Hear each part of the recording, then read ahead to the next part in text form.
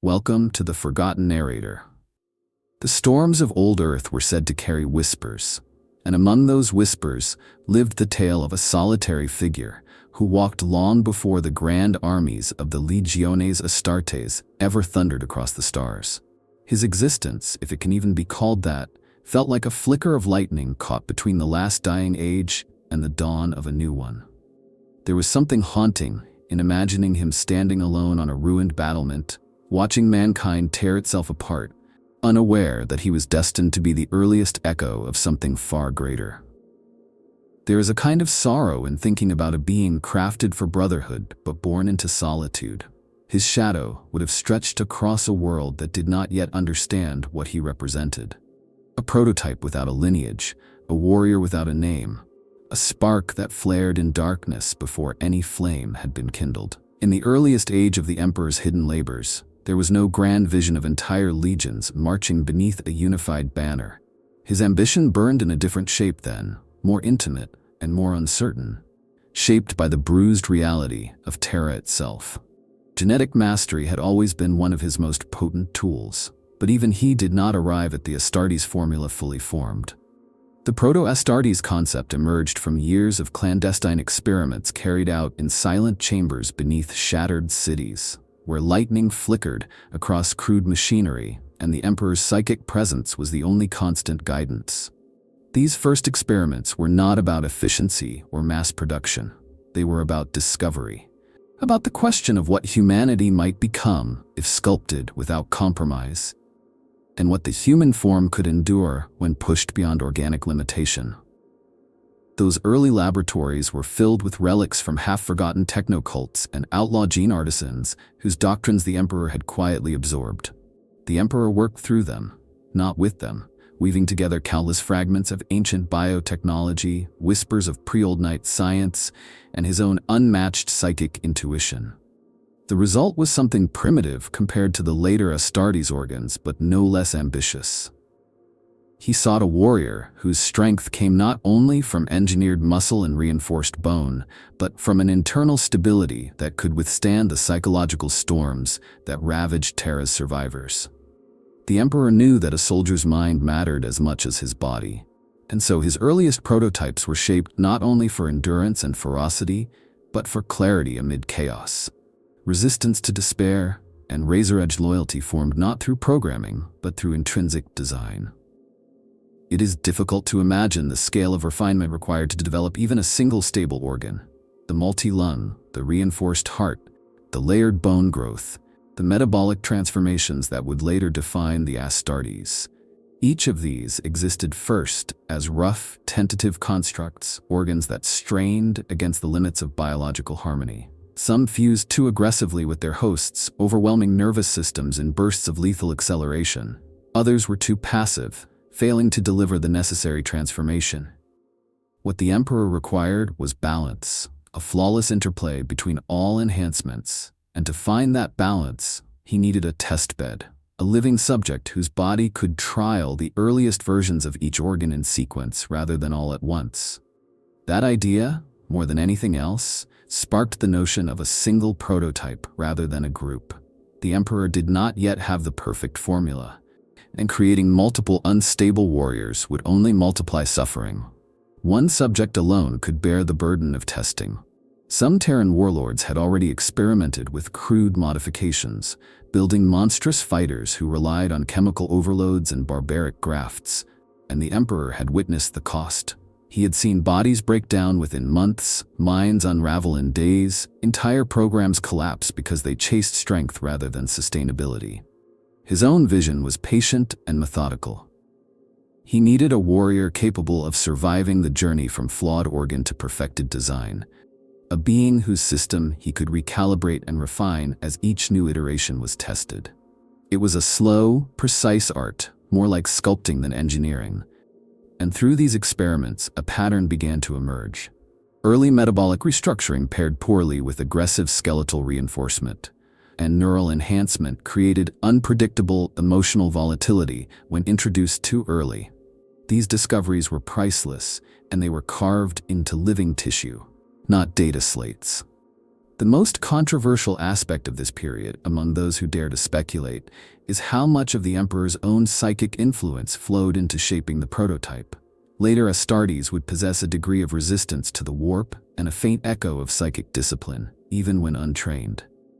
Some fans argue that these traits originated here, in these early tests, because the emperor needed a baseline compatibility between mortal flesh and his own aura. Stability was impossible without a mind that could tolerate his presence, and the prototype may have been the first attempt at that fusion. It is chilling to imagine a young half-engineered warrior lying on a surgical platform, feeling the emperor's thoughts brushing against his own, guiding the growth of organs as they knit into place. Every failure in these tests shaped the future. When an early gland produced metabolic burnout, the emperor recalibrated its hormonal triggers. When an experimental bone layer fractured under stress, he altered the mineral composition. When neural pathways overloaded during reflex conditioning, he redesigned the interface between brain tissue and enhancement. The prototype's suffering became the template for perfection. And in that ruthless pursuit, the emperor refined his vision not only for what a super soldier should be, but for what humanity itself could ascend to. What makes this period so haunting is the idea that the first Marine was never created to be a soldier in the field. At least not initially. He was meant to be a question made flesh, an answer waiting to be sculpted. The emperor needed to see how far he could push the boundaries of human biology without breaking the human spirit in the process. That balance between transcendence and ruin was the heart of these early experiments, and it was upon that fragile fulcrum that the future Legiones Astartes would eventually be built. Terra, during the Age of Strife, felt like a world that had forgotten what peace even meant. The air was thick with ash storms that drifted across continents, carrying the residue of shattered nations and irradiated ruins. Cities that had once touched the heavens had collapsed into skeletal remains, half buried under centuries of neglect. Humanity survived in pockets, each tribe or warlord clinging to ancient scraps of technology they barely understood. The irony is that even in that age of collapse, there were wonders scattered amid the rubble. Derelict orbital arrays still humming faintly, genetic vaults sealed behind blast doors thicker than fortress walls, and machine spirits flickering erratically in rusted terminals. But none of these offered stability, only reminders of what had been lost. The world was a graveyard trapped between faded glory and feral survival, a place where violence had become the only real law left standing. Across the poisoned plains, nomadic clans marched behind scavenged war engines, powered by whatever volatile fuel they could coax from ancient reactors. Radiation zones carved unnatural borders between feuding territories. Some cities were ruled by techno-barbarian tyrants clad in patchwork armor, each one believing themselves to be heirs to forgotten dynasties. Their armies were hordes of desperate fighters, augmented with crude implants or chemical stimulants that burned their bodies out within short years. These warlords battled endlessly for dominance over regions that held barely enough resources to sustain life. It was a cycle of brutality that seemed designed to grind humanity down until nothing remained but scattered tribes fighting for scraps. In that world, the Emperor's arrival was not seen as salvation at first. He moved like a rumor, a ghost in golden armor whispered about by soldiers who claimed to have seen him effortlessly dismantle entire armies with gestures that felt more like inevitability than violence. The psychological landscape of Terra was just as broken. Generations had grown up knowing nothing but conflict and deprivation. Whole cultures developed around fatalism, teaching their children that survival was a temporary blessing and death was always moments away. Old ideals such as unity, progress, and compassion became meaningless relics in a society shaped by distrust. Mistrust settled in the bones of every survivor. When you had seen villages burned by marauder bands, when you had scavenged food among corpses, when you had watched makeshift governments collapse within months, it became difficult to imagine anything resembling stability. The Emperor understood this bleak psychology intimately. He knew that any future superhuman warrior, any being meant to carry his dream of reuniting humanity, would need not only physical strength but a mind capable of navigating trauma without shattering. Terra itself had become a proving ground for resilience, and it was within this crucible that he forged his earliest concepts. As warp storms raged for centuries, Terra became isolated from the rest of the galaxy. Psykers manifested unpredictably, sometimes burning out in spectacular bursts that leveled entire settlements. There were mutated horrors stalking the ruins, their forms twisted by uncontrolled warp exposure. Rogue Psyker warlords rose and fell in violent paroxysms of power, leaving trails of devastation in their wake. Against this backdrop, the Emperor moved with unwavering purpose. He disguised himself among mortal factions, guiding some, dismantling others, collecting knowledge across battlefields and laboratories alike. It was during this period that he recognized the fundamental truth: Terra would never heal through diplomacy alone. Its wounds ran too deep, its scars too ingrained. He needed warriors who could survive the worst humanity had to offer and still remain unbroken. But not the brute force solutions of the Thunder Warriors, who embodied raw power without longevity or balance. Something else was required, something more refined, more disciplined, more sustainable. The need for a prototype arose from this exact environment. The Emperor observed how desperation twisted the human body and mind, and he understood that any genetic transformation must withstand not only the physical perils of war, but also the psychological decay that had spread across Terra like a plague. The Age of Strife was a world that devoured hope, and any soldier who could not resist that existential hunger would fall into madness long before he fell to enemy blades. The prototype was meant to be a counterpoint to this world, a single being who could embody resilience in its purest form. By placing one superhuman into the heart of Terra's devastation, the Emperor could study how enhanced biology interacted with a landscape designed to break even the strongest of mortals. Every poisonous wind, every radiation storm, every mutated predator, every twisted psyker, these were environmental tests that helped refine the very philosophy behind the future Astartes project. In some ways, Terra itself shaped the conceptual blueprint of that first Marine. The Emperor saw that a warrior needed to be adaptive, capable of navigating toxic ruins and unpredictable climates. He needed metabolic systems able to withstand starvation and contaminated water, reinforced bones able to weather blunt trauma from the crude weapons of barbarian tribes, and a mind capable of resisting the despair ingrained in generations. Terra offered countless trials, each one revealing something about the human form and its limitations. And in this brutal era, the Emperor realized that a single prototype would allow him to test new ideas quickly, altering tissues, organs, and neural wiring in real conditions instead of sterile isolation. The Age of Strife was merciless, but it was also an unmatched laboratory, one that shaped every aspect of the warrior who would precede the legions.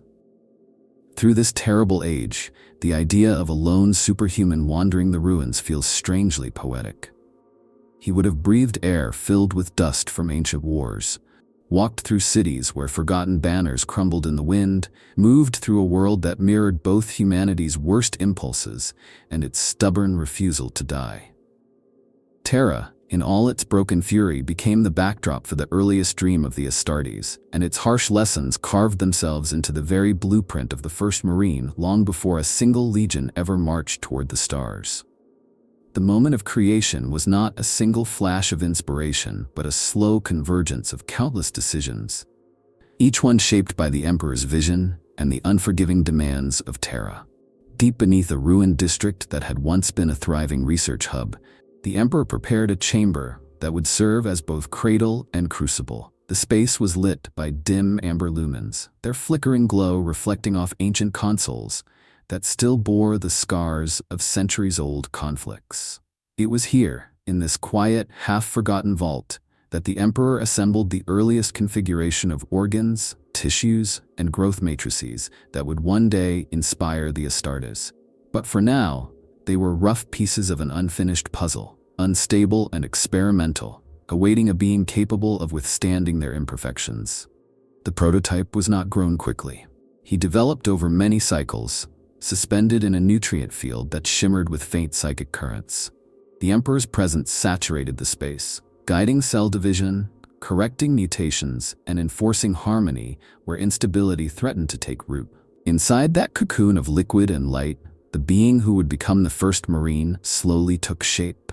His skeletal frame hardened layer by layer, infused with composites that were primitive compared to later ceramite-strengthened structures, but still far beyond human norms. Muscles were woven densely along his limbs, their fibers reinforced with early versions of myome or bundles.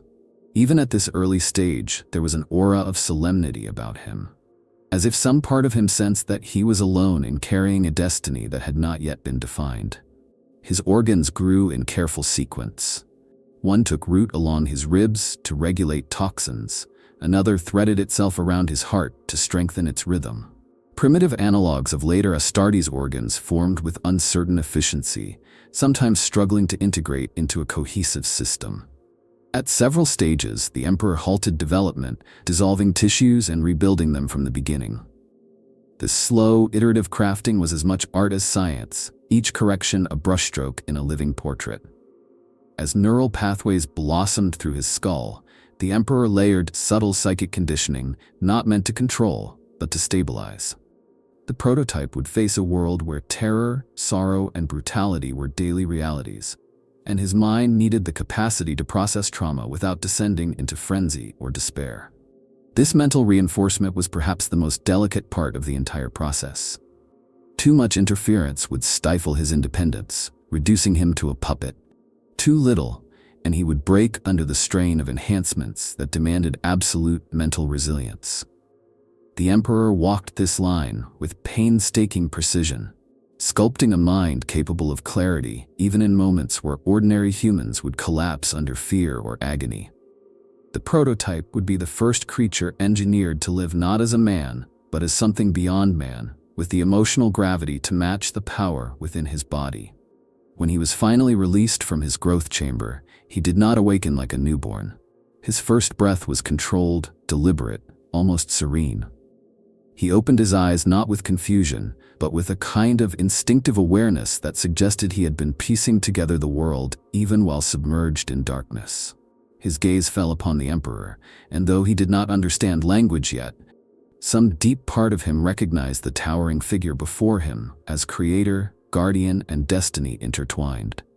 The Emperor studied him in silence, not as a father looks upon a son, nor as a scientist observes a specimen. His expression held something quieter, something hard to define, perhaps respect, perhaps hope, perhaps the faint dread of knowing that all great creations bear the weight of unforeseen consequences.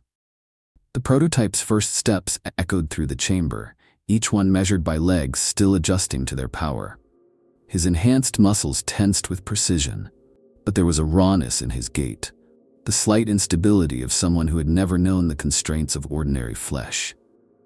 He tested his hands, watching the way his fingers curled and uncurled with effortless strength. When he flexed his arms, muscle fibers rippled beneath his skin like coiled cables.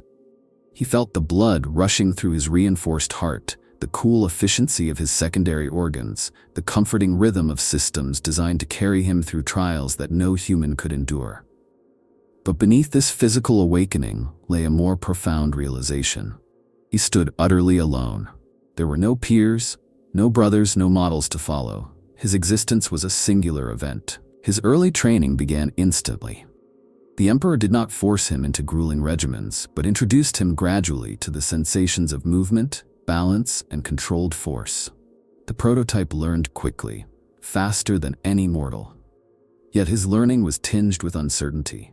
There were moments when he paused to touch the cold stone walls, as if trying to understand the world through texture. He listened to the hum of dormant machines, fascinated by sounds others would ignore. Every experience, no matter how small, became a precious fragment in the formation of his identity. And as he grew more aware, he began to sense something deeper within himself. A restless urge, a yearning for purpose, as if he understood instinctively that he had been made for more than endless corridors and silent laboratories. In quiet moments, the Emperor watched him with an expression that bordered on melancholy. The prototype was a marvel, a promise of what humanity could become, but he was also a testament to the burdens of being first. There was no precedent for him, no guidance other than the silent expectations woven into his very bones. His creation was the dawn of a new era, But for him, it was the beginning of a life defined by solitude, trial, and transformation. He walked through the Emperor's hidden sanctuary as the living embodiment of ambition and uncertainty, a being who stood not as a warrior yet, but as the fragile beginning of an idea that would one day reshape the galaxy. The first missions assigned to the prototype were not grand battles or symbolic tests of strength. They were small, silent affairs conducted in the forgotten corners of Terra, where no one would question the sudden appearance of a figure built like a demigod and moving with the precision of a blade drawn by an unseen hand. The Emperor needed to see how his creation behaved outside the laboratory, how enhanced senses adapted to the real world, how reinforced muscles responded to uneven terrain, and how the mind he had so carefully shaped withstood the unpredictable cruelty of a collapsing age. These trials were woven into the shadows of cities ruled by techno-barbarian clans who believed themselves untouchable, and in the desolate plains where radiation storms carved new patterns into the land. The prototype entered these places not as a conqueror, but as an observer, a silent phantom whose presence was felt only in the aftermath of his passage. One of the earliest trials took him into the labyrinthine ruins of a megacity long since abandoned to scavengers and mutated predators. The Emperor guided him only as far as the outer boundary, then withdrew his psychic presence to allow the prototype's instincts to emerge without reliance on constant oversight. The warrior moved through the shattered towers with a cautious grace, adjusting to shifting rubble and unstable platforms. His enhanced vision interpreted faint movements in the dark, and his secondary lung filtered the dust-choked air without strain. When a mutated beast lunged from the shadows, jaws lined with bone shards, the prototype reacted with reflexes sharpened by experimental neural pathways. He dodged, struck, and ended the creature's life in a single motion. But what mattered was not the victory. It was the way he paused afterward, studying the fallen creature with a kind of solemn curiosity rather than triumph. That moment revealed something valuable to the Emperor. The prototype possessed a natural restraint, an intuitive sense of control rather than the reckless aggression seen in Thunder Warriors. Another trial sent him into the territory of a minor warlord whose rule depended on terror and chemically augmented brutes. The Emperor did not ask the prototype to confront the warlord directly. Instead, he was tasked with infiltrating the settlement to retrieve a relic of lost human science buried beneath its central tower. Moving through the crude streets lined with scrap metal structures, the prototype blended surprisingly well, cloaking his presence with an instinctive understanding of how to avoid notice despite his size. He navigated crowds, evaded sentries, and reached the underground vault with a quiet efficiency that astonished even his creator. When the alarm eventually sounded, triggered by ancient security systems rather than his actions, he escaped the settlement with speed and adaptability that spoke to the deep harmony between his engineered body and the chaos of real environments. This mission proved that he was not merely a weapon. He was a tool of precision, capable of acting with subtlety when the situation demanded. In a harsher trial, the Emperor directed him into a region afflicted by unstable warp echoes. Psychers there manifested in violent bursts, some losing themselves entirely to parasitic entities. The prototype's task was to recover a child who displayed early signs of psychic awakening, a child whose powers made her a threat to herself and everyone around her. The journey took him through landscapes where reality wavered, and strange distortions played tricks on perception. His reinforced mind, shaped by careful psychic grounding, allowed him to remain centered even as whispers slithered around him. The child resisted rescue, lashing out with uncontrolled force that cracked stone and sent debris flying. Yet the prototype approached her with calm certainty, shielding himself with his own body and absorbing the storm until she exhausted her strength. He carried her back to the Emperor without a trace of anger, only a quiet determination. This mission demonstrated emotional stability that exceeded all expectations, revealing that he could face raw psychic chaos without succumbing to fear or violence. There were darker experiments as well, shadow conflicts where the Emperor measured the limits of endurance and loyalty. In one such mission, The prototype was deployed to dismantle a hidden laboratory operated by a renegade gene cult, attempting to replicate forbidden technologies. These cultists believed themselves chosen heirs to ancient genetic prophets, and they guarded their secrets with fanatical devotion. The prototype faced traps designed to neutralize enhanced beings, yet he navigated them with an almost uncanny intuition. When confrontation became unavoidable, he fought with controlled ferocity, minimizing unnecessary casualties even though no one had instructed him to do so. It was this unexpected compassion that intrigued the Emperor most. The prototype had been given no moral code, no philosophical framework, yet something within him gravitated toward measured action rather than slaughter. Each mission deepened the prototype's understanding of himself. He grew more confident, more aware of the gulf that separated him from ordinary humans. The people he encountered looked at him with a mixture of awe and fear. Some fled at the sight of him, others approached with trembling hope, believing him to be a spirit or forgotten guardian. He felt their fear weighing on him like a silent judgment. In the quiet moments after each mission, when the Emperor allowed him solitude, the prototype would sit among ruins and consider the world with an intensity that bordered on sorrow. Terra was broken, and he sensed, perhaps more deeply than even his creator expected, that he was being shaped into something meant to mend that brokenness with force. These early trials were not just tests of strength or skill. They were the foundation of his identity, shaping him into a being who existed between two worlds. Too human to be a mindless construct, yet too altered to ever find companionship among the mortals whose lives he protected in the shadows. Flaws emerged long before the Emperor ever admitted them aloud. The prototype's body, though magnificent in many ways, bore the fractures of experimental ambition. His earliest organ systems were bold concepts forced into an imperfect harmony, and whenever he pushed himself to the limits required by a hostile world, those flaws whispered through his body like warning breaths from a strained engine. The Emperor examined him after every mission, not with disappointment, but with a meticulous interest bordering on solemn vigilance. Each instability, each moment of overexertion, became a lesson. In those days, perfection was not the starting point but a distant peak visible only in fragments, shimmering behind uncertainty. The most persistent flaw lay in the prototype's metabolic regulator. It allowed him to endure starvation and toxins, but it demanded immense energy to maintain equilibrium. In prolonged engagements, his body sometimes heated to dangerous levels, forcing him to withdraw to prevent internal collapse. He once returned from a mission with skin flushed and steaming in the cold air, a result of metabolic acceleration so intense that the Emperor had to submerge him in a stasis bath to prevent tissue degeneration.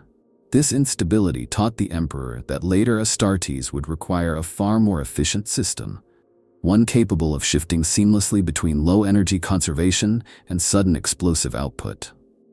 The prototype's hardship shaped the design of what would later become the multi-phase metabolic architecture of the Legiones Astartes. Another imperfection manifested in the early neural enhancements. His reflexes were extraordinary, but the accelerated synaptic pathways created an occasional dissonance between mind and muscle. During high-speed maneuvers, his thoughts sometimes outran his body's ability to respond, producing brief tremors that disrupted precision. In combat, this could have been fatal, but the prototype adapted by relying on instinct when the tremors approached, letting his engineered reflexes speak without conscious mediation. The Emperor took note. If the nervous system required such compensation, then future Astartes would need neural architectures that blended instinctive and conscious reactions far more seamlessly. The instability within the prototype's mind was not a failure, it was the blueprint for refinement. His skeletal reinforcement, an admirable structure of dense composites and layered mineralization, also revealed its limitations. While it could withstand bone-shattering impacts, the underlying growth matrices sometimes struggled to regulate density evenly. This created micro-regions of rigidity that, under specific stresses, risked fracturing in sudden, violent bursts.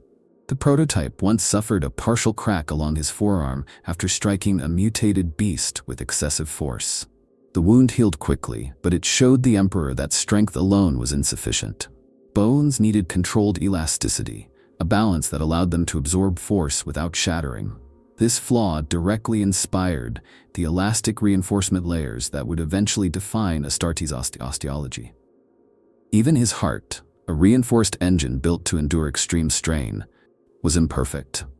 The early auxiliary pump system meant to stabilize circulation, sometimes activated too aggressively, causing brief surges of pressure that left him dizzy. These episodes were short, and the prototype endured them without complaint. But the Emperor saw the danger immediately. He redesigned the later dual heart system used by the legions to coordinate two pumps in fluid unity rather than uneven bursts. The prototype's discomfort became the foundation of stability for generations of warriors. Beyond the physical flaws, there were deeper, quieter limitations. The prototype's mind bore the isolating burden of being the first and only of his kind. His emotional terrain was fractured by the tension between engineered resilience and natural empathy. He felt protective instincts stirring within him, yet he struggled to direct them toward any community, for he had none.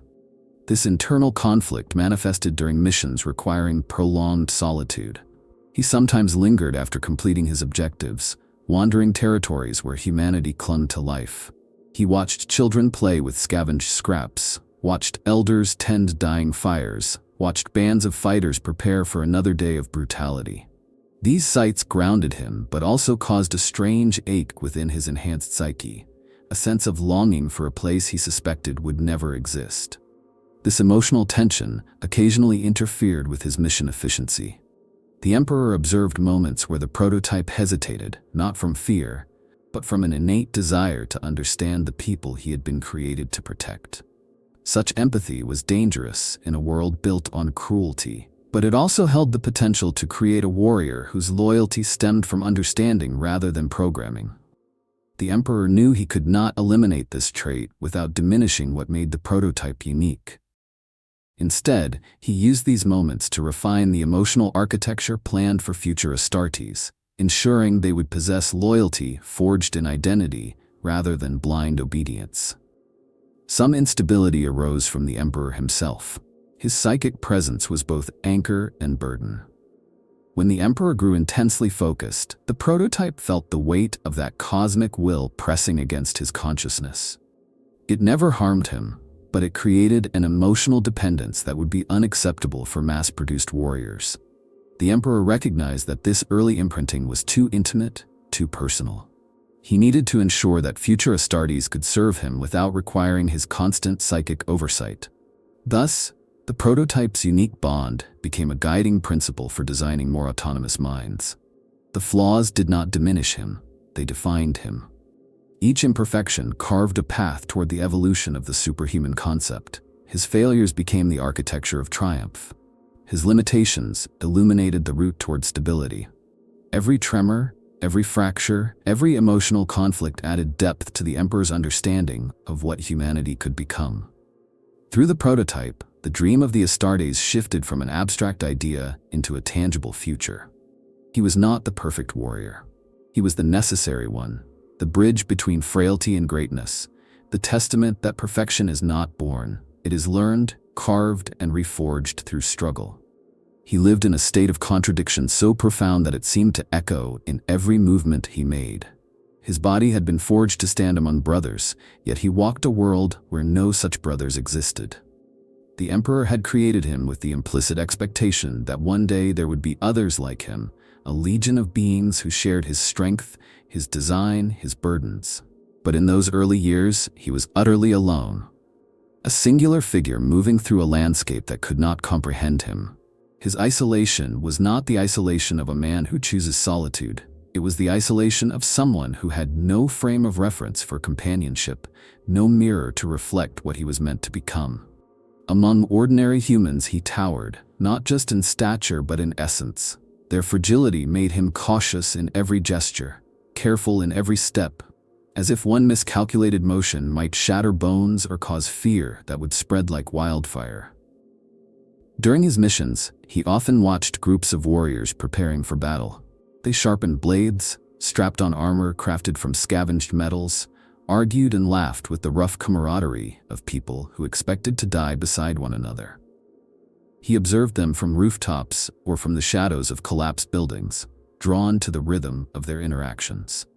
There was a strange sorrow in his gaze, a yearning to understand what it meant to speak without caution, to spar without holding back, to joke without frightening people with a voice that vibrated the air. The Emperor had not taught him these social rituals, nor could any human teach them without shrinking away from the superhuman presence he carried.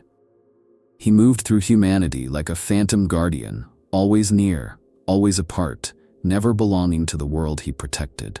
There were moments when villagers offered him food or water, simple gestures of gratitude. He accepted them with gentle nods, though he did not require sustenance in the same way they did. Children sometimes approached him with fearless curiosity, drawn by the quiet calm he emitted even when caked in dust and blood. They tugged at his armored forearms or traced the lines of his features, whispering that he must be a hero from old stories. In those moments, something inside him stirred, an echo of a life he was never meant to live, a vision of what it might have felt like to be part of a community. Yet he always stepped back. He knew, even without being told, that he was not meant to stay long in any place. His very presence disrupted the fragile balance of human settlements. People projected their hopes and fears onto him, turning him into a symbol none of them fully understood. The Emperor rarely offered explanation. When they were alone, the prototype tried to decipher the intentions behind his creator's silence. He sensed that he was important, but not in the way a finished tool is important. More like an outline on a canvas, necessary but incomplete. This knowledge gnawed at him, leaving him with a sense of unfinished identity. He did not question the Emperor directly, not out of fear, but because language itself was still something he learned slowly, carefully. Instead, he listened to the Emperor's measured breathing, studied the way his eyes lingered, as if weighing not just the prototype's progress, but his entire existence. In those long, contemplative moments, the prototype realized that he was being shaped into something greater than a lone warrior. But until that future arrived, he remained suspended between purpose and uncertainty. His solitude deepened whenever he encountered the Emperor's human forces. These soldiers, elite compared to most Terran fighters, regarded him with awe tinged by unease. They witnessed his feats in the field, saw him endure wounds that would have killed 10 men, and watched him move with a precision no unaugmented soldier could match. Yet none dared speak to him beyond formal necessity. Their commander once attempted conversation, offering praise for a mission well executed. The prototype replied with the simplest words he could manage, trying not to intimidate the man with his voice or presence. But the commander stepped back instinctively, and the brief attempt at camaraderie dissolved into awkward silence. Encounters like these carved an invisible barrier between him and those he fought beside. In the rare hours when his duties paused, the prototype often stood at the edge of campsites, gazing at the flickering lights of human fires. He heard laughter, arguments, songs sung off-key and with drunken enthusiasm. He understood none of the humor, none of the petty frustrations, none of the warmth of shared stories. And yet, he felt a longing that pierced deeper than any wound. These were the moments when he sensed an absence that had no name. Not loneliness in the human sense, but the ache of a being who instinctively knew he was meant to stand among equals who did not yet exist. The Emperor had given him a body strong enough to survive the horrors of Terra, but no one had prepared him for the emotional void of being the first. Sometimes he tried to imagine what it would feel like to spar with someone who could withstand his full strength, or to walk beside another figure who felt the world with the same enhanced senses, or to speak openly with a mind engineered to process emotions with the same layered complexity. These imaginings brought him comfort and pain in equal measure. He knew, without fully understanding how, that his isolation was temporary. But knowing that a future awaited him did not lessen the sting of the present. He wandered through life like a bridge between eras, carrying within him the blueprint of a shared brotherhood he might never live to see. His solitude was not a flaw, it was the defining truth of his existence. And in that truth, he forged a quiet resilience, a determination to uphold his purpose even when burdened with emotion he did not yet have the words to name. The Thunder Warriors were already a fading legend by the time the prototype first crossed their path, but their presence still clung to Terra like the last rumble of a storm that refused to die. They were the Emperor's earliest champions, brutal and magnificent, but engineered with a single grim purpose: conquer Terra at any cost. Their bodies burned too brightly, their metabolisms too volatile, their lifespans too short. They were doomed from their first breath, and somewhere deep within them, they knew it. When the prototype encountered them, he felt this truth before he understood it. Their scent carried the sharp tang of unstable biology. Their voices trembled with the strain of organs tearing themselves apart even as they bellowed war cries. They were warriors who had been built to win, not to last, and every step they took seemed to echo with the promise of approaching death. Meeting them was like standing before the ghosts of a future that never belonged to him. They stared at him with a mixture of curiosity and resentment, sensing instinctively that he was something other than them, something new, something overshadowing. One Thunder Warrior, towering and scarred with ritualistic brands, stepped forward and examined the prototype with narrowed eyes. His breath rattled, each exhale producing the faintest shiver in the air as chemical accelerants fought against the natural decay of his tissues. He spoke in a gravelly voice, asking the prototype whether he was another war beast fashioned for conquest or a replacement designed to erase their legacy. The prototype, still unused to words and the weight they carried, offered no answer. His silence only deepened the tension, and for several heartbeats, it seemed the Thunder Warriors might tear him apart simply to assert their dwindling supremacy. But instead of violence, a strange camaraderie emerged, one forged in the shared bond of being creations, not inheritors. The Thunder Warriors did not trust him, but they understood him in a way no human ever could. They saw the strength in his limbs, the engineered precision of his movements, and the quiet turmoil behind his eyes. They recognized in him the burden of expectation, a burden they too had carried from the moment they were dragged from gene vaults and thrust into the Emperor's wars. The prototype began to see pieces of himself reflected in them, beings shaped by intention rather than birth, bound to service without a complete understanding of what they were meant to become. The Emperor occasionally deployed them alongside one another during the latter stages of the Unification Wars. Their teamwork was awkward at first, a collision between raw aggression and controlled precision. The Thunder Warriors charged into battle like living siege engines, their rage tearing through enemy lines with reckless abandon. The prototype moved among them like a phantom, striking where their fury left openings, reinforcing their assaults with calculated strikes. Some of them mocked him for his caution, calling him a delicate experiment, a half-finished warrior crafted by an emperor who had grown too enamored with refinement. Others respected him, impressed by his resilience and by the fact that he never flinched from the carnage they unleashed. Yet beneath the rough exchanges, an unspoken truth gnawed at the Thunder Warriors. They could see that the prototype did not share their decay. While their breaths grew ragged after every battle, while their muscles twitched from chemical overload, while their hearts raced like engines on the verge of failure, the prototype remained steady, almost serene. When they coughed up streaks of blood, he remained unshaken. When their wounds festered with unnatural speed, his sealed cleanly. The gulf between them widened with every mission, and resentment took root like a parasite feeding on fading pride. Some Thunder Warriors viewed him with hostility, convinced that he had been created explicitly to replace them. One even confronted him during a nighttime march, shoving him with enough force to crack stone. The prototype did not retaliate, not because he feared the Thunder Warrior, but because he sensed the trembling beneath the man's fury, the fear of becoming obsolete, the terror of watching another rise where he was destined to fall. That warrior eventually staggered away, muttering about ghosts and betrayal. The prototype watched him go, feeling a tightness in his chest that he had no words for. It was the first time he understood mortality from the perspective of someone engineered to burn out quickly. It left him with a sense of grief that was not his own, but weighed on him all the same. There were rare moments of unity as well. Once, during a siege on a fortified techno-clan stronghold, the prototype dragged a fallen Thunder Warrior from beneath a collapsing tower. The warrior's armor was crushed, his lungs torn from the inside by overclocked biochemistry. As he lay dying, he laughed, a harsh, broken sound, and told the prototype that he should remember this.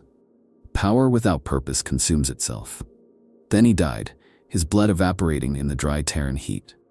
The prototype carried those words with him, unsure why they struck so deeply, but certain that they mattered. Near the end of the Unification Wars, when rumors spread that the Emperor planned to retire the Thunder Warriors in a final bloody purge, the prototype sensed their despair long before humans noticed it.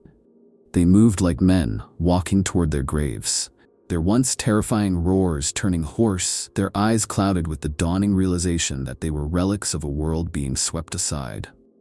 A few looked to the prototype with desperate hope, as if asking whether he might carry their memory into the future. Others glared with rage, seeing him as the herald of their extinction. Their interactions carved a permanent mark into his spirit. The Thunder Warriors taught him what it meant to be powerful, but also what it meant to be fragile. They showed him the cost of being created for war and the tragedy of being discarded when that war changed shape. Through them, the prototype learned that strength alone was not enough to justify existence. A warrior needed continuity, brotherhood, identity, things he still lacked, but now yearned for even more deeply. In the end, he walked away from the Thunder Warriors not as their rival nor their successor, but as their witness. And in witnessing them, he understood the darkest truth of engineered life. To be born for battle is to inherit a fate that must be endured, even when it leads into silence. He moved like an invisible current through the vast machinery of the Unification Wars, never acknowledged in grand proclamations, never recorded in the chronicles sung by victorious armies, yet always present in the quiet spaces between decisive moments. While the Thunder Warriors crushed city-states and the Emperor's human armies secured territory, the prototype slipped through the cracks of history like a ghost, shaping outcomes in ways no mortal eye could fully perceive. His missions during these campaigns were not loud or glorious. They were the subtle, decisive acts that prevented disasters before they happened. The unseen hands adjusting the flow of war so that Terra's future unfolded along the Emperor's intended path. In this way, he became a silent witness to the slow and brutal forging of a united Earth. From the shattered peaks of the Pan-Pacific strongholds to the labyrinthine underhives beneath ancient Eurasian ruins, he traveled with unwavering purpose. Sometimes he arrived at a battlefield before any army, scouting terrain amid drifting smoke and fractured steel. Other times, he appeared only after the main assault, erasing remnants of threats that had escaped the Thunder Warriors' sweeping fury. During the siege of the Nordafric conclaves, he moved through tunnels carved beneath the desert sands, neutralizing engineers preparing to sabotage geothermal generators. That single action prevented a chain reaction that would have incinerated tens of thousands, though no one ever knew to thank him. When the Emperor later raised his banner atop the conquering forces, the prototype watched from a shaded cliff, unseen, content to let the moment belong to others. His presence in these conflicts gave him a unique vantage point. He saw the Emperor's ambitious tapestry from angles no one else witnessed. The Thunder Warriors saw only the front lines, drowning in adrenaline and chemical rage. The human soldiers saw bravery, fear, and camaraderie. But the prototype saw the architecture of war, the way each battle was not an isolated clash, but a thread woven carefully into a larger strategy. He watched the Emperor converse quietly with commanders, saw the subtle gestures that revealed a mind balancing 1,000 futures at once. Though the prototype did not fully grasp the political complexities or the strategic depth, he sensed the gravity of the mission, to reshape a world that had forgotten unity. He also saw what others were forbidden to see. In the ruins of a once great Asian megacity, he encountered a group of Psyker children, hidden beneath the rubble, their caretaker begging silently for mercy. The Emperor had ordered him to locate warp-touched survivors but had given no explicit instruction about what to do upon finding them. The prototype felt his thoughts churn as he knelt before the terrified children, sensing the warp flickering around them like unstable lightning. They were dangerous, unpredictable, but also frightened. He waited there for hours until the emperor arrived in person, descending into the broken district without a trace of fear. The emperor's expression was unreadable as he gathered the children into his care. He gave the prototype no praise and no reprimand, only a brief meeting of eyes that conveyed a quiet acknowledgement of the choice he had made. That brief moment carved itself into the prototype's memory more deeply than any battle.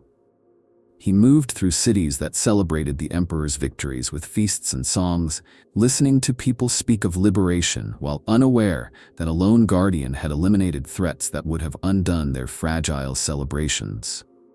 He saw crowds cheering as the emperor marched with his cohorts, unaware that just hours earlier, the prototype had slain a rogue psyker hiding in their midst, preventing an eruption of uncontrolled power that would have turned the parade into a massacre. These contrasts made him more aware than ever of his place in the world. He was essential, yet invisible, impactful, yet unacknowledged. He wondered if this was intentional, if the emperor wanted him to understand the weight of sacrifice without the comfort of recognition. There were moments during the wars when the prototype found himself standing amid the aftermath of battles he had not participated in. He observed the bodies of thunder warriors fallen not from enemy blades but from their own unstable biology. He watched human soldiers bury their comrades in shallow graves, singing cracked songs of mourning. These scenes shaped him more than the missions themselves. They forced him to confront the cost of unity, the price paid by those far more fragile than he. It stirred within him a growing respect for humanity's resilience. Though he could never fully belong among them, their perseverance impressed him. They fought, suffered, and still found reasons to hope. Despite his detachment, he formed faint connections with individuals scattered across the war-torn world. A wounded soldier once grasped his forearm and whispered gratitude, believing the prototype to be a mythical spirit. A dying villager pressed a charm into his hand, insisting it would keep his soul safe. A band of scavengers, desperate but kind, offered him shelter during a rad storm without knowing he was an augmented being. He accepted these gestures quietly, storing each memory like a keepsake in a heart that had never been intended for such warmth. But for every moment of human closeness, there were moments that reminded him of his otherness. During the conquest of the American fortress states, he stepped between two factions, arguing over who would claim credit for a decisive victory. The instant they realized he was not one of them, not mortal, not fully understandable, their eyes filled with fear, and the argument dissolved into uneasy silence. He retreated, reminded once again that he existed outside the stories humanity told about its saviors. Through all this, he witnessed the emperor not as the divine figure later mythologized, but as a relentless force shaping the world with purpose that bordered on cosmic inevitability. When the emperor addressed his armies, the prototype stood at a distance, absorbing the resonance of his words, but never stepping forward to join the ranks. When the emperor accepted the surrender of great nations, the prototype waited in the shadows, feeling both pride and detachment. He knew he would never be part of the laurels placed upon the emperor's conquests. He was a tool of precision, a solitary blade wielded in silence.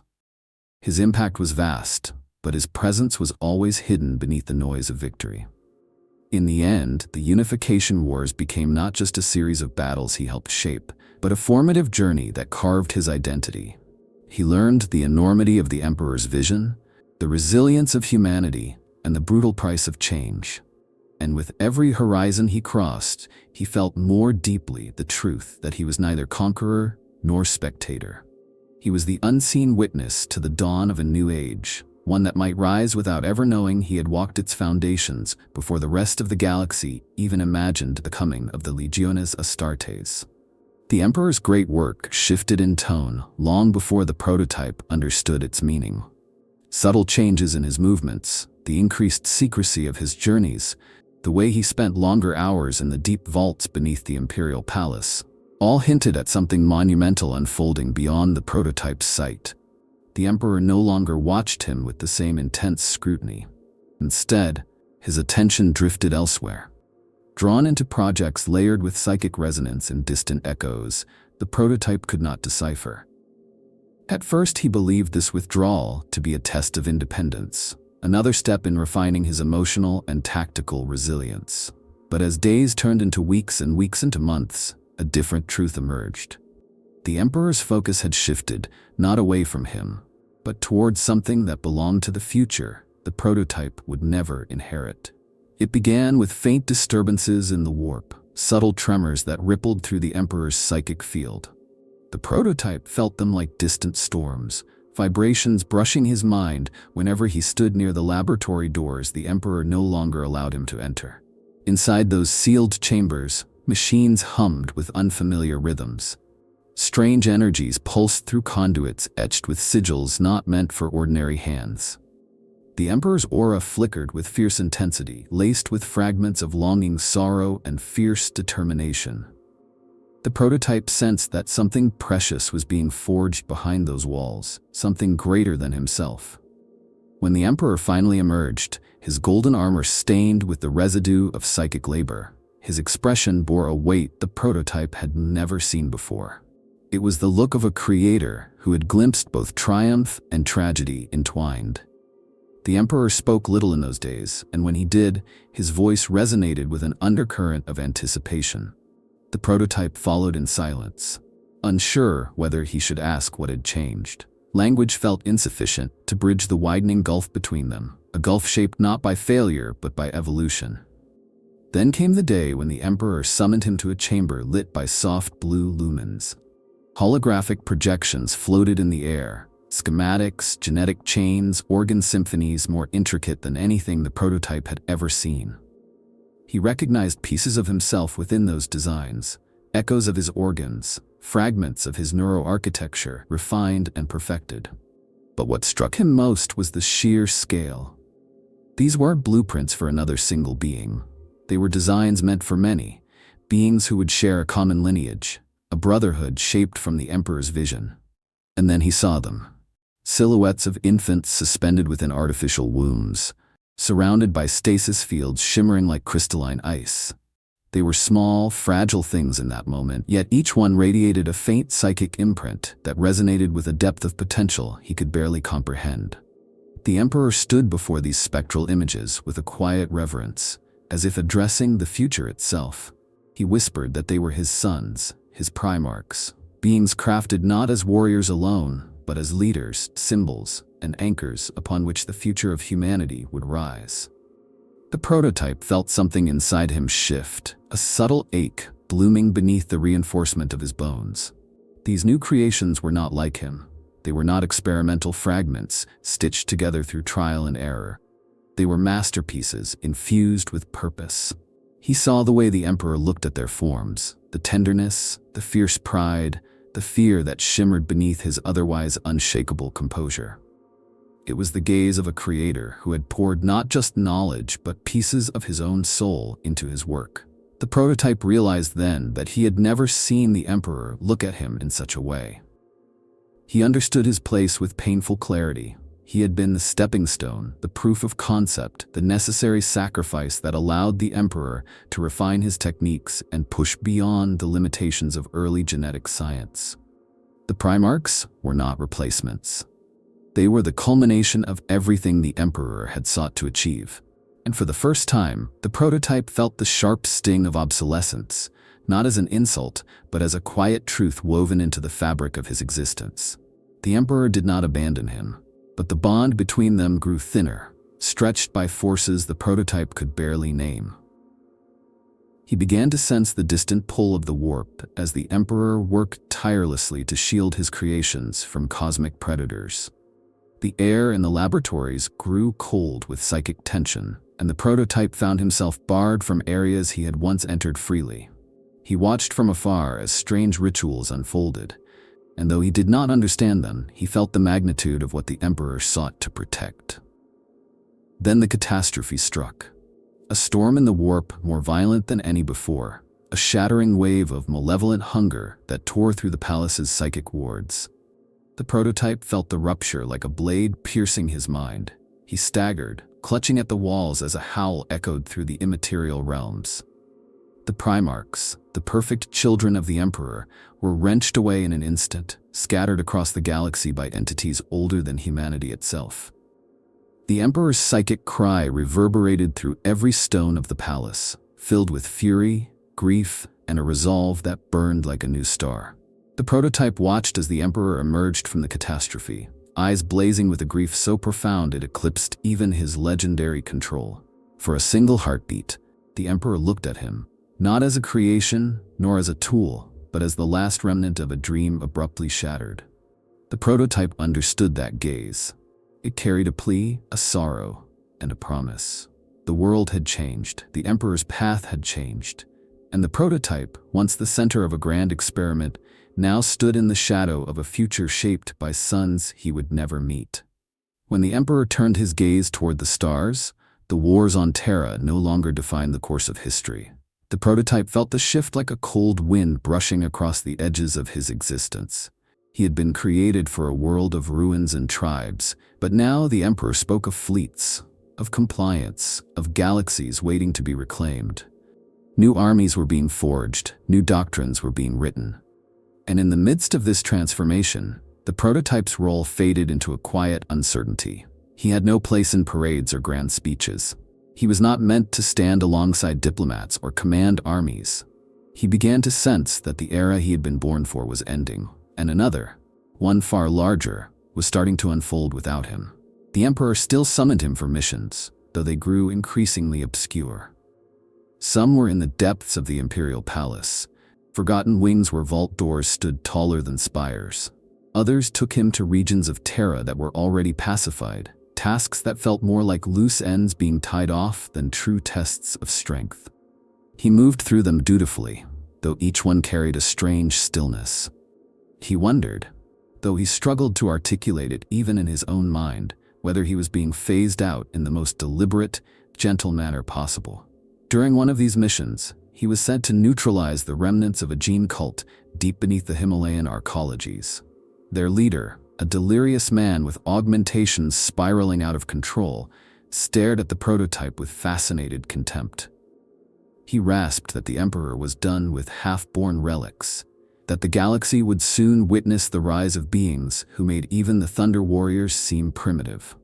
The prototype silenced him, but the words embedded themselves like splinters beneath his reinforced skull. As he walked back to the surface through corridors that smelled of decay and failed dreams, he felt an unprecedented emotion, the creeping edge of doubt. Still, the Emperor showed no cruelty. When they met, his gaze held neither dismissal nor rejection. It was the gaze of someone making decisions too large for any single being to inhabit. The prototype sensed that the Emperor was protecting something within him, perhaps the fragile remnants of hope after losing his sons to the warp. And perhaps, in some quiet way, he was protecting the prototype as well. There was no termination order, no cold dismissal, only a slow encroaching distance, like the widening gap between continents drifting apart. During the first stages of the Great Crusade's preparation, the prototype assisted in securing manufacturing hubs and escorting convoys carrying early starship components. He watched the construction of the first great vessels from hidden vantage points, marveling at the scale of engines that gleamed with newborn promise. He walked among workers who had no idea a superhuman guardian observed them, ensuring no saboteur shattered their fragile progress. Once, while standing in the shadow of a half-completed, warp-capable vessel, he realized that everything around him was being built with an order, a purpose, the unity he had never known. These ships were built for legions, legions that did not yet exist, legions that would never include him. There were rumors whispering through the Emperor's human forces, talk of a new breed of warrior, more stable than the Thunder Warriors yet more plentiful than any prototype could ever be. They spoke of gene seed, of organ implantation, of training regimens that could transform boys into superhuman soldiers. The prototype felt a quiet chill spread through him as he listened. He understood. He had always understood. He had been first, but he would not be last. Nor would he be included in the world that came after him. His existence had been the testbed for their future, but not a part of their destiny. The final missions grew stranger. One sent him to escort a convoy transporting the earliest functional gene seed cultures. Human scientists avoided his eyes, as if looking at him reminded them of the fragile stage their work had once passed through. Another mission had him guard an ancient data vault containing Terran genetic archives, so old they predated the Age of Strife. The Emperor gave him no explanation. He did not need one. The missions were closures, endings, the last threads being tied before the new tapestry was unfurled. His disappearance, when it came, was not marked by ceremony or record. It unfolded slowly, quietly, like the extinguishing of a candle in a room filled with brighter lights. The Emperor began delegating tasks to new commanders. Human officers no longer summoned him. No messenger birds or coded signals came. He found himself wandering the palace halls with no destination, passing workers who bowed without understanding who or what he was. As days slipped by, he realized no one was looking for him. Not out of malice, but because the world had shifted to a tempo that no longer required his presence. There are many theories about what happened next. Some say he died in an unrecorded mission, sacrificing himself to prevent a psychic catastrophe during the early stabilization of Luna. Others say the Emperor placed him into silent stasis, preserving him as the first of his kind. A relic too important to lose, but too singular to fit into the age to come. A darker whisper claims he was quietly eliminated by the Emperor's own agents, not out of cruelty, but out of mercy, because living without purpose would have been a fate worse than death. But the most compelling belief among certain hidden circles is that he simply walked away. That one night, while the forges of the Imperial Palace roared with preparations for the Great Crusade, the prototype stepped beyond the borders of all maps and vanished into Terra's forgotten places. He might have sought solitude in the irradiated wastes, or deep within the underhives, or in the ruined mountains where storms never ceased. Perhaps he lived on, unseen, watching the rise of the Legiones Astartes, the warriors who carried fragments of him within every organ, every drilled instinct, every unbreakable bond. However he vanished, his absence was total. He left no body, no armor, no trace. Only a silence where his footsteps once echoed, and a question that lingered in the shadow of the Emperor's triumph. What becomes of the first when the world needs only the many? Whatever his fate, he disappeared not as a failure, but as a ghost stepping aside to make room for the dawn he helped create. The legacy he left behind was not a monument carved in stone, nor a name preserved in gilded archives. It lived instead in the living flesh of the superhuman warriors who came after him, woven into their gene seed, their war doctrines, their culture, and even their emotional architecture. The Legiones Astartes never knew they carried echoes of a solitary forerunner whose struggles shaped the very systems that kept their hearts beating and their minds steady amid horrors that would have broken lesser beings. His existence became a quiet truth embedded within biological design rather than historical memory. Yet every time an Astartes rose from an implantation chamber with new organs settling into harmony, some faint shadow of the prototype's trials lived again. Many of the refinements that gave the Legiones their stability originated with him. His flawed metabolic regulator became the inspiration for the multi-layered metabolic cycles that allowed Astartes to fight for days without rest and survive environments that would immolate human lungs. The Emperor had studied the prototype's overheating crises and reshaped the concept into something efficient, elegant, and sustainable. Every time a space marine entered metabolic dormancy during a long watch or unleashed a sudden burst of strength, he mirrored an early struggle the prototype had endured alone in the wastelands of Terra. Even the famed Astartes' resistance to toxins, radiation, and starvation carried the faint imprint of the first test subject who survived poison storms and famine-stricken ruins long before the legions had names. His neural instability, once a dangerous flaw, became the blueprint for one of the most defining aspects of Space Marine psychology. The Emperor had watched the prototype's reflexes clash with his conscious thought, had seen the tremors that preceded a moment of instinctive adaptation. This taught him that true efficiency lay not in overwhelming the mind with enhancements, but in harmonizing instinct and cognition. As a result, Astartes' neural matrices were designed to allow reflex and thought to flow seamlessly, forming warriors capable of split-second decision-making without sacrificing emotional coherence. The balance that stabilized their minds, the strange mixture of discipline, intuition, and purpose, owed its origin to the lone being who had once struggled to control a body outpacing his own understanding. His bones, with their microfractures and uneven reinforcement, inspired the elastic mineral layers that allowed Astartes' skeletons to absorb catastrophic force without shattering.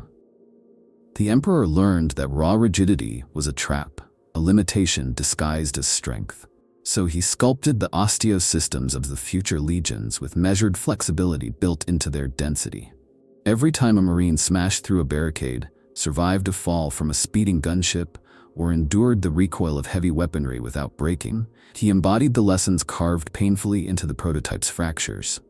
Even the dual heart system that became emblematic of Astartes' endurance was born from the prototype's early circulatory surges. His auxiliary pump had been unstable, a primitive concept that fluctuated dangerously under stress. The Emperor redesigned it into a perfectly synchronized pair of hearts, one feeding the other in a cycle of controlled power. That harmony became one of the factors that allowed Astartes to sprint in ceramite armor for hours, survive blood loss that would kill any mortal, and remain calm in conditions that would suffocate an unmodified soldier.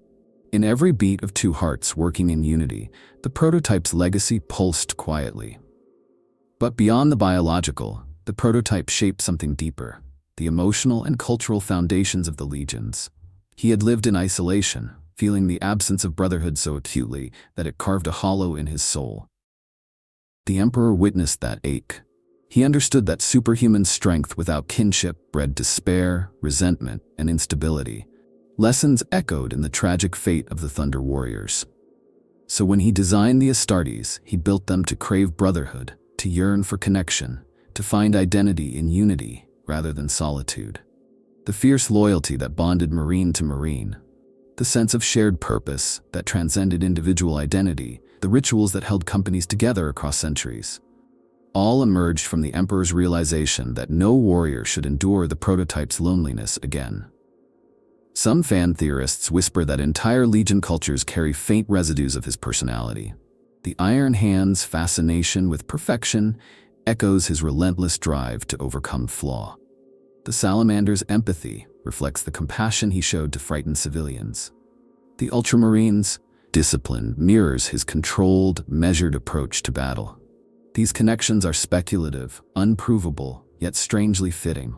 Even if no Legion inherited his traits directly, the philosophies behind their training were shaped by the Emperor's observations of his inner world, his resilience, his sorrow, his instinctive fairness.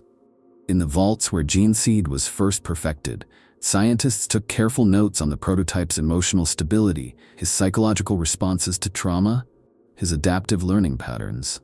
These findings became the foundation for Astartes' indoctrination, ensuring that the future warriors would not merely be strong, but emotionally fortified. The Emperor designed their minds to withstand not only the horrors of war, but the weight of being something more than human. The prototype had borne that weight alone. The legions were spared that burden because he had carried it first. In the end, his story is a reflection of the Imperium itself. Vast, tragic, magnificent, and filled with shadows where truth curls itself into myth.